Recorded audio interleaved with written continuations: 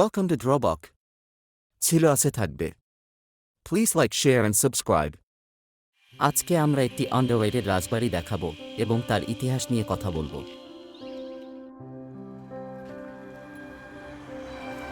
এই হলো চকদিঘি রাজবাটির প্রবেশদ্বার, যেটি ললিত মোহন সিংহ রায়ের নামাঙ্কিত রয়েছে।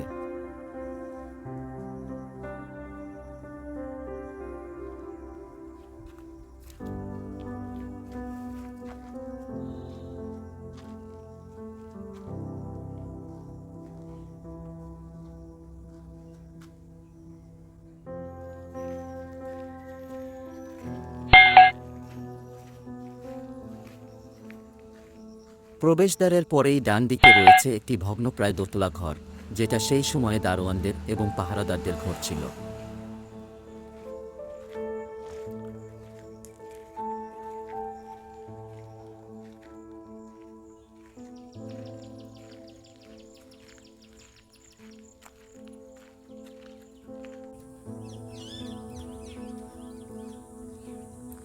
বিভিন্ন রাজা বা ব্রিটিশ যুগের চিরস্থায়ী বন্দোবস্তের ফলে বাংলায় যে জমিদার শ্রেণীর উদ্ভব ঘটেছিল, সেই জমিদারের ছত্রছায়ায় থাকা দেওয়ানরা বা কর্মচারীরা গ্রামাঞ্চলে প্রভূত সম্পদের মালিক হয়ে উঠে নির্মাণ করেছিলেন এই বিশাল বিশাল অট্টালিকা ও টেরাকোটার কারুকার্যময় সব অসংখ্য মন্দির। বিশাল এই অট্টালিকাকে বলা হয় রাজবাড়ি বা বাগানবাটি।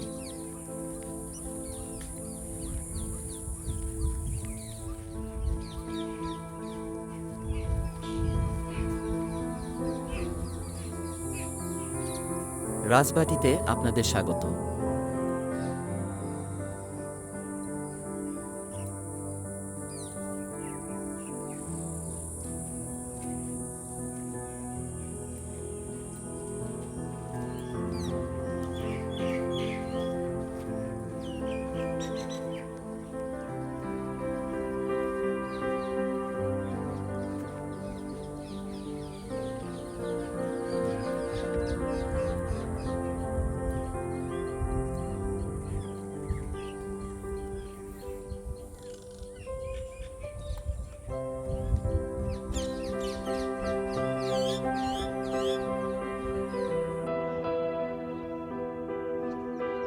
এই বিল্ডিংটা হলো এই রাজবাড়ির প্রধান বিল্ডিং।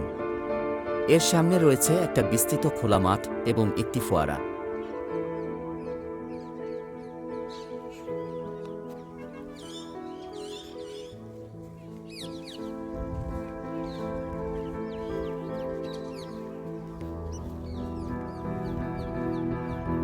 আপনারা যারা দেব অভিনীত গোলন্দাজ ছবিটি দেখেছেন তারা হয়তো এই জায়গাটা চিনতে পারবেন। যারা দেখেননি তাদের জন্য বলে রাখি, এই রাজবাটিতেই গোলন্দাজ ছবির পুরো শুটিং হয়েছে। শুধু গোলন্দাজ ছবি নয়, এই রাজবাটি সিনেমা জগতের সাথে বহুল পরিচিত। রবীন্দ্রনাথ ঠাকুরের উপন্যাস অবলম্বনে সত্যজিৎ রায়ের পরিচালিত ঘরে বাইরে ছবির শুটিং হয়েছিল এখানে। জানা যায় এই শুটিংয়ের সময় প্রমুখ বিভিন্ন অভিনেতা যেমন সৌমিত্র চট্টোপাধ্যায়, ভিক্টর বন্দ্যোপাধ্যায়, স্বাতিরেখা সেনগুপ্তরা এই রাজবাটিতে এসে অভিনয় করে গেছেন।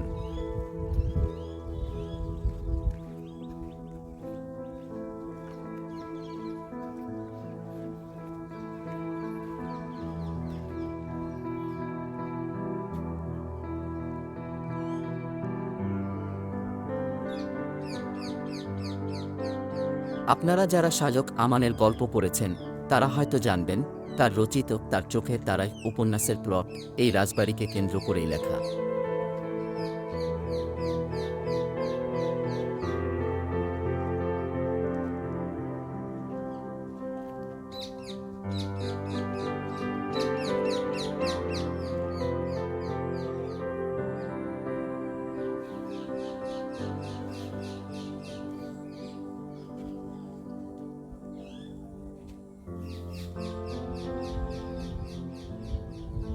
এখানে কমল প্রসাদ সিংহ রায়ের একটি স্ট্যাচু রয়েছে।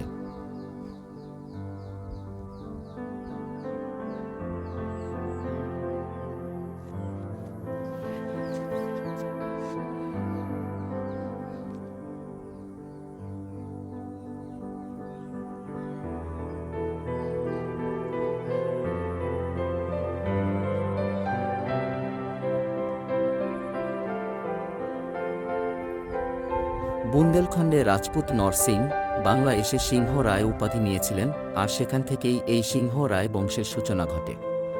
চকদিঘি রাজবাড়ি আজ থেকে প্রায় 400 বছর আগে প্রায় 100 বিঘা জমির উপর তৈরি হয়েছিল। এই রাজবাড়ি ফ্রেঞ্চার্চের এক্স দ্বারা তৈরি করেছিলেন ললিত মোহন সিংহ রায়।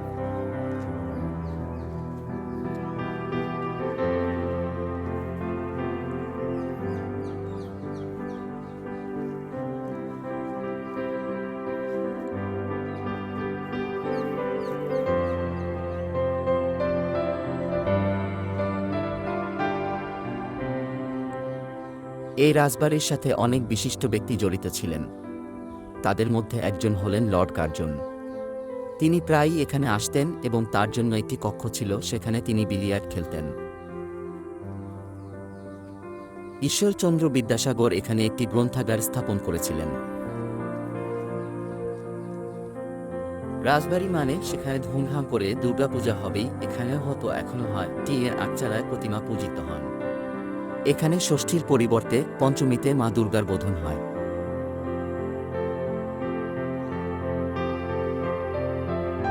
এখানে ভূত, অশরীরী এবং অন্য কোনো বিপজ্জনক জিনিস কিছুই নেই, তাই এখানে নিশ্চিন্তে আসতে পারেন।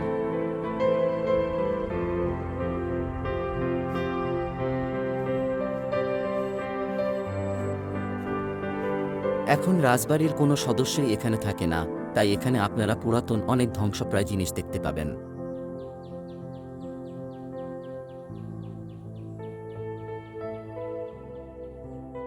এই রাস্তাটা চলে যাচ্ছে একটি পুকুরের দিকে।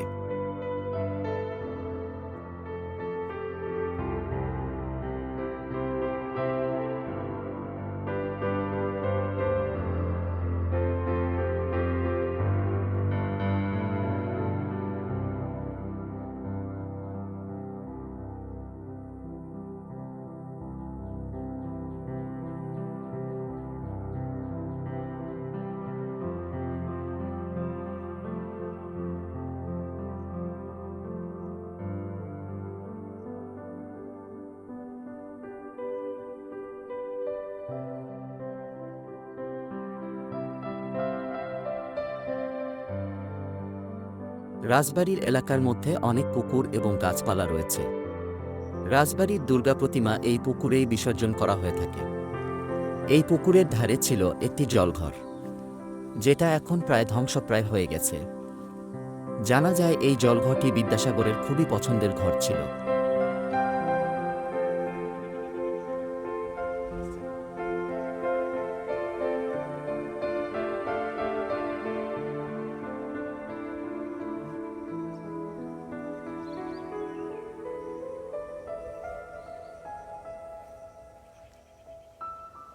এই রাজবাটি মানুষের কাছে অতটা পরিচিত নয়, ফলে এই রাজবাটি কিন্তু অনেকটাই নিরিবিলি ও গাছগাছালিতে ভর্তি।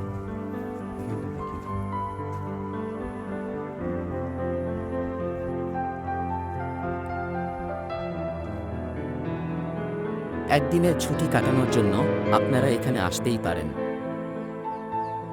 রাজবাড়ির অন্দরমহলে সাধারণ মানুষকে প্রবেশ করার অনুমতি দেয় না, তবে বাইরে থেকে সবাইকে দেখতে দেওয়া হয়।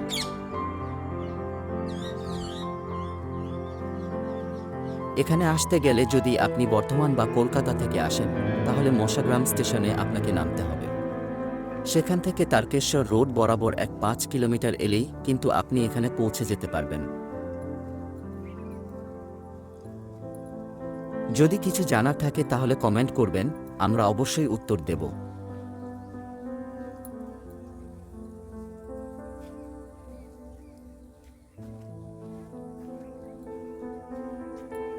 এই ছিল আজকের ভিডিও। যদি ভিডিওটি ভালো লাগে অবশ্যই লাইক করবেন এবং শেয়ার করবেন এবং চ্যানেলটিকে সাবস্ক্রাইব করে পাশে থাকবেন। ধন্যবাদ।